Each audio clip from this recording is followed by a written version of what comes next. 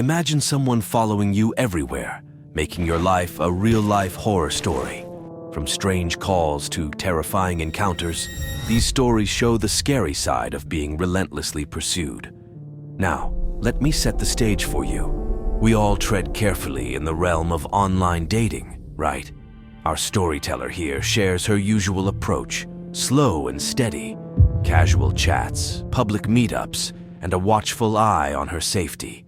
It's all been smooth sailing until she swipes right on a guy from POF, a mere 45 minutes away in an unfamiliar town. Their initial interactions seem harmless, with hours of phone calls and even the suggestion to stay at his place. But hold on, folks. Here's where the plot takes a twisted turn. Our protagonist decides to play it smart and opts for a hotel room, only to find herself navigating through the night like a character in a psychological thriller. Picture this: a van, a hidden phone, and a seemingly innocuous conversation turning into a nerve-wracking experience. Are red flags waving?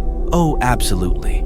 The discomfort peaks when our storyteller suggests heading back to her car, only to face resistance. An alarming situation indeed. Yet, surprisingly, they decide to give it another shot.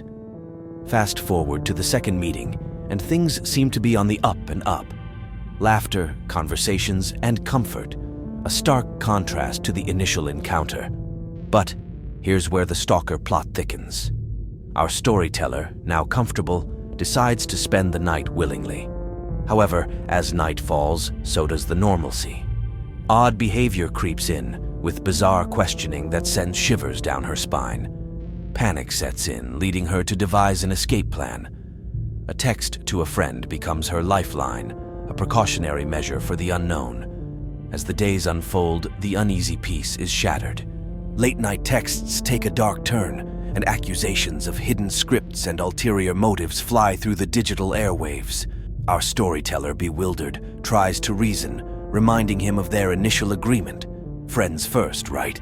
It's fall 2016, and the creepy clown trend is haunting college campuses. Our storyteller, shy and friendless, decides to break out of her shell and joins a salsa dancing club. Grandma's approval? Check. But going alone at night? That's where the eeriness begins.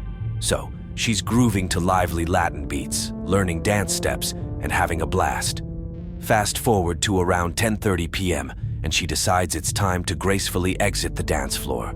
Little did she know, what awaited her outside would send shivers down her spine.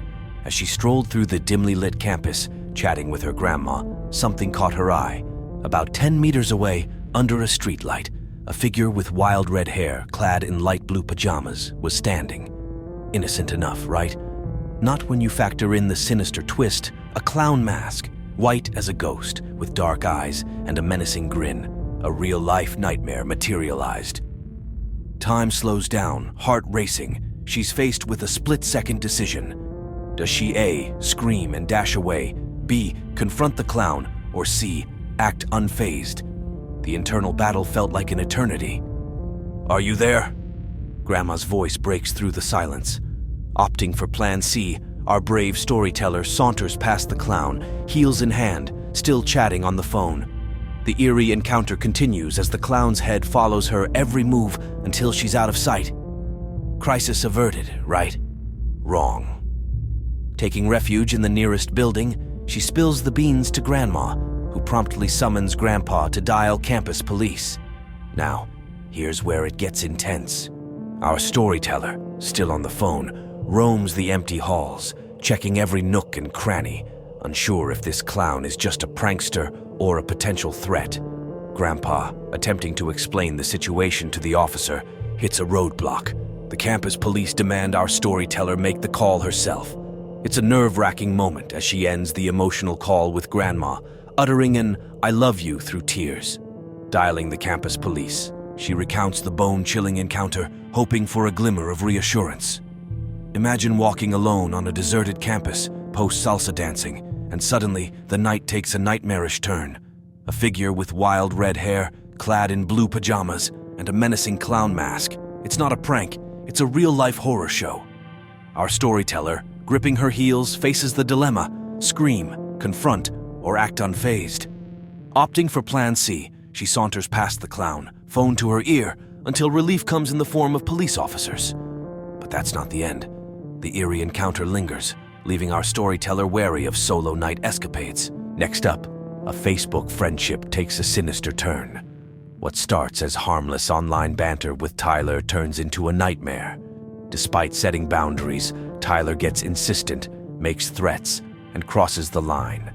When he starts demanding her home address, things take a terrifying turn. The police offer little help, and Tyler seems intraceable, leaving our storyteller in a state of constant fear. The nightmare intensifies as Tyler escalates, threatening harm and displaying a creepy knowledge of her whereabouts. Protective orders are filed, but Tyler seems elusive. It takes the tech-savvy skills of our storyteller's fiancé's cousin to uncover Tyler's addresses. But even with a court case and criminal charges, the nightmare persists until Tyler is finally arrested. The horror lingers, leaving our storyteller haunted by the trauma. Next up, a stroll through the dark woods turns into a nightmare. Picture this. It's Halloween night, and our storyteller decides to take a peaceful walk. The night is dark, the music is loud from a neighbor's Halloween bash, and the woods are eerily quiet. Just when our storyteller thinks it's all in good fun, a man in a black suit, painted like a skull, emerges. Panic sets in as the drunk, wobbly man approaches, questioning why a girl her age is out alone. The music blares in her ears as fear tightens its grip. Thoughts race. Should she run, take a longer route, or seek refuge at her grandma's?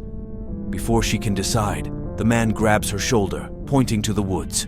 In a moment of sheer panic, she breaks free and sprints toward safety. The fear lingers, leaving her shaken and questioning the safety of her town. Next, we journey into an abandoned house that takes our storyteller and friends on a trip back in time. The yard is messy, old cars are scattered around, and the trees whisper tales of the past. As they explore the decaying beauty, they step inside a time capsule, a house frozen in the 80s. Dust-covered furniture, old clothes, and mysterious harmonicas hidden in a drawer. The discovery of a picture reveals the house's golden days, with a man playing the harmonica on the roof. They affectionately nickname him the Harmonica Man. The atmosphere inside feels straight out of a horror movie.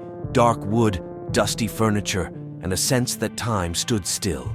As they explore, they stumble upon a chest of drawers with a hidden secret, 3 valuable harmonicas tucked beneath old clothes. Our next tale takes us to a spooky old house that our storyteller and friends decided to explore. Picture this. They find an old harmonica, a key to a mysterious man's past. As they venture further into the decaying beauty, they stumble upon a kitchen frozen in time. No fridge, no stove, just cups, plates, and old spice jars. But here's where things get wild. A whiskey shelf gives way, creating a loud crash.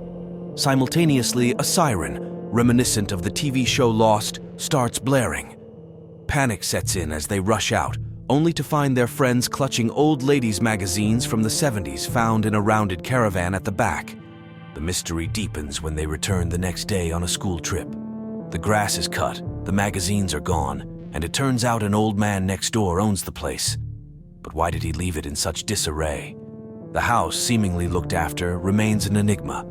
The next day, on a school trip, they discovered the old man next door had tidied up the mess, leaving the house in a strange state of cared-for neglect.